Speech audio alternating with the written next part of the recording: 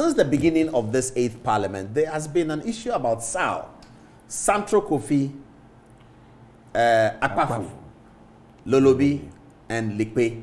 First of all, give me the names of the prominent people who come from this area. You gave me some lists when we were doing the WhatsApp interaction. Yes. Good evening to your viewers. You know, this area... You speak Ewe, right? No, we speak Guan. You don't understand Ewe? Small. You understand Ewa?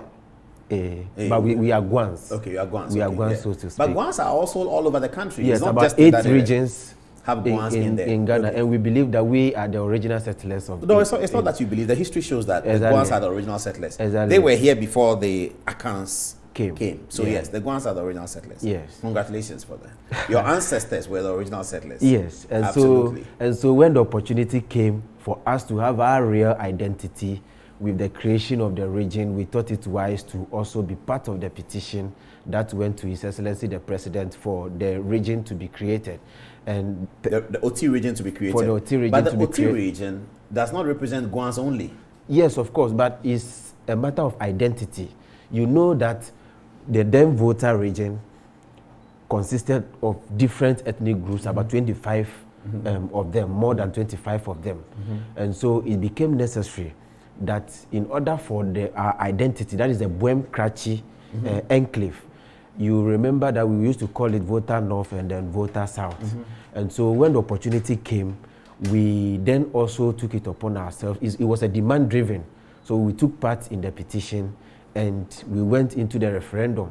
And you know that the threshold that the Constitution provided for such a referendum to succeed was very high. And for that matter, we went through the processes and we had about 99%. But the question I'm asking you is that OT is Guans only in OT? It's not only Guans. We have about more than 25 different ethnic groups.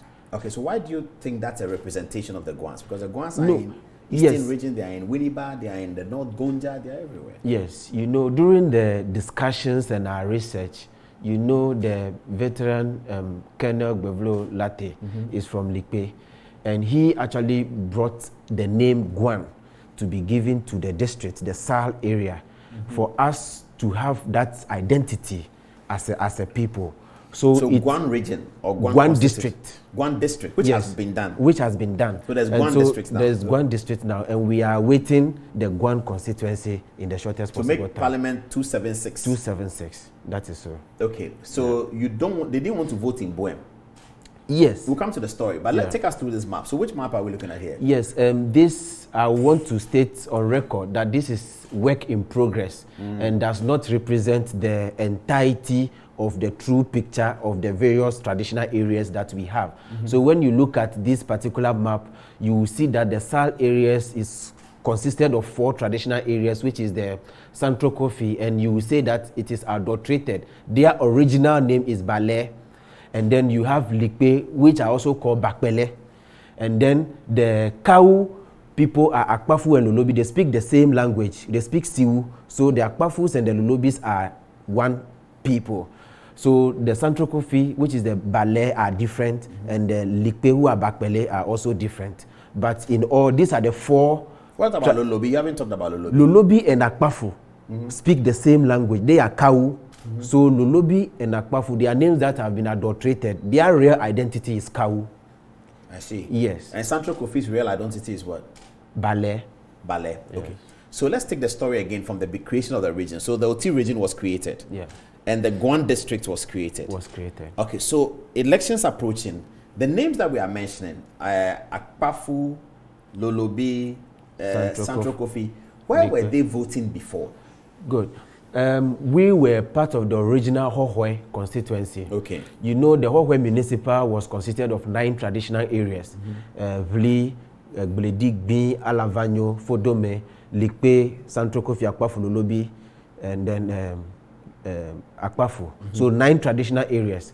So these 4 SALL areas were originally in Buem. But in the early 1970s, when Hohwe wanted to get their own district out of Pando, so Pando was the original district where Hohwe belonged.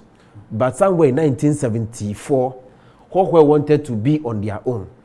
So teachers at a time, because of proximity, going to the district capital to take their salary and all that, argued that looking at the proximity from the SAL area to Hohwe through to Buem, which is Jasikan, the Hohwe will be more proximate for them to be able to transact their businesses and also take their salaries. And for that matter, they joined hands with the Hohwe at a time to move out from Kpando district. So originally, this area was part of Jasikan. So until 1974, when we moved from Jasikan to Hohwe.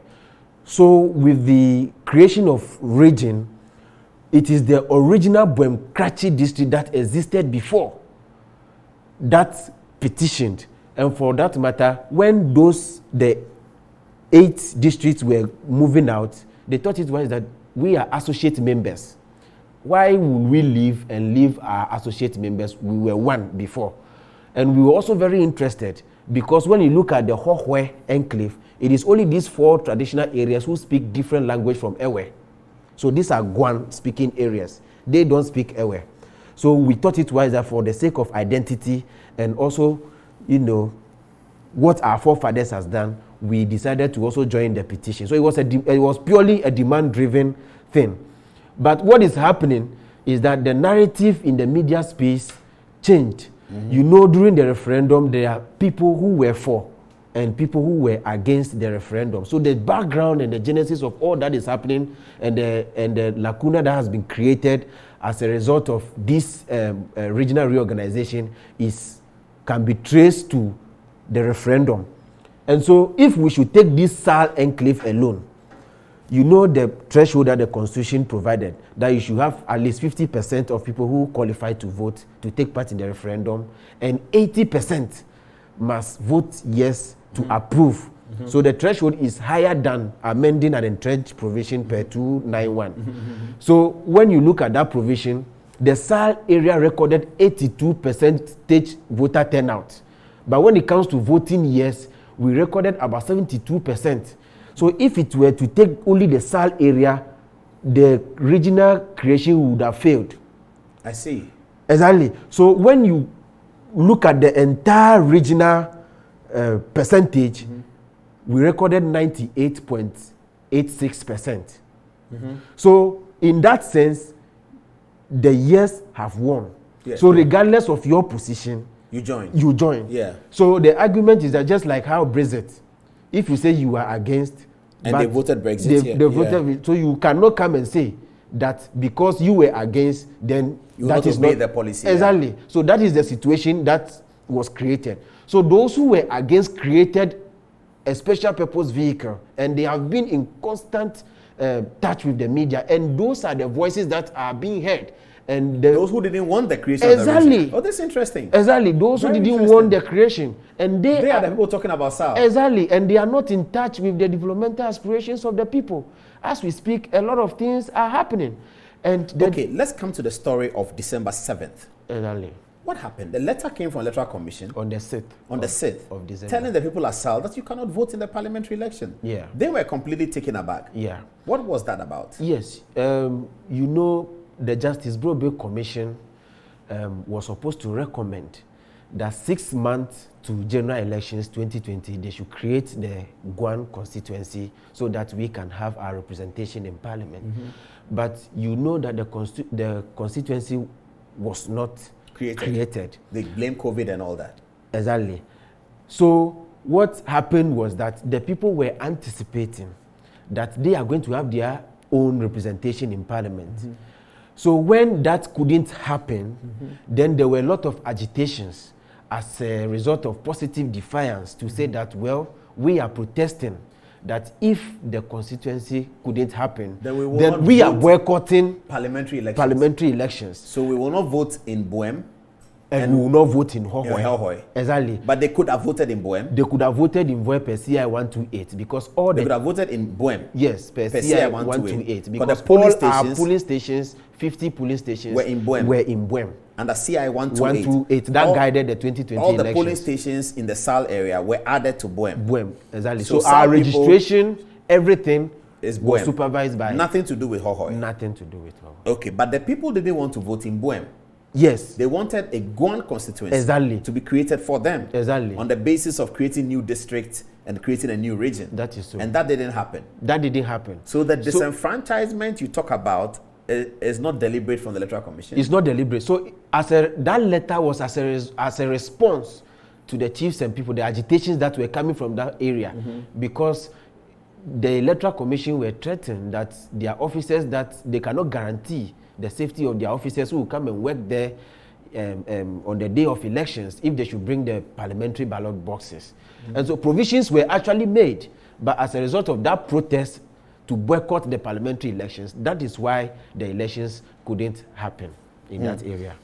This is very interesting. So this is the story. That is the story. But are people in the area happy with development projects going on right now? Well, as it stands now, projects are ongoing, but the people's aspiration is to see the district inaugurated and the constituency created for them, so that... Has the district been inaugurated? It has not been inaugurated. Guan district? Guan district. Okay. So it's not in the list that the president has appointed MMDCs? It's not in the list. And that is what has also sparked some form of agitations. Rightly so, because if you also live in that area since 2018 that the referendum was held, for you to be in that condition up to now, if you were to be in their shoes, that would be very difficult for you to take. And so the agitations that are coming are understandable. But what matters to the people right now is for them to see that their lives are being bettered. If they need anything, that should be resolved for them. And the local governance structure is very important in that regard. That is why they are calling for the inauguration. And I must say that the local government ministry has been engaging our chiefs and opinion leaders. Just last month, on the 13th of August, they had a stakeholder meeting with our paramount chiefs and all the stakeholders, Nana Soguralo, and all those who matter in this matter. And the veteran doctor Obeda Samwa was also present in that meeting. So all the people we are talking that nothing is happening there, we've not seen them in all these stakeholder engagements. They are not in touch with the people, but they seem to be speaking for the people. But a lot is happening for this inauguration to I know a particular person who lives in America who is always talking about SALL. Yeah. Okay, thank you very much. Let me get your name again, even though it's on the screen. Enoch Lela Bekwajede. You are from Apafu? Likpe. Likpe? Yes. With Bevlo Latte? Yes. And in fact, what language do you speak? We speak Sekpele. Sekpele? Yes. Is it a Ghan language? No, it's a Guan language. How do you say? I mean, is it a Guan language? How do you say thank you very much in Sekpele? Kufa Keifo. Kufa Keifo. Yes, and the Likpe forms about 52% of the entire population of that place. Okay. And then the Akpafu, Central Kofi, and Lolobi. Franklin Kujo is from Central Kofi. He's from Lolobi. He's from Lolobi. Yes. Ah, okay. Yes. Okay. So you know that. I know that. I know that. And we want to see him down there helping. We want to see his impact in the life of the people. Yeah, that's true. That's true. Imani has done a lot for Ghana, so he should now be focusing down there. We want to feel his impact.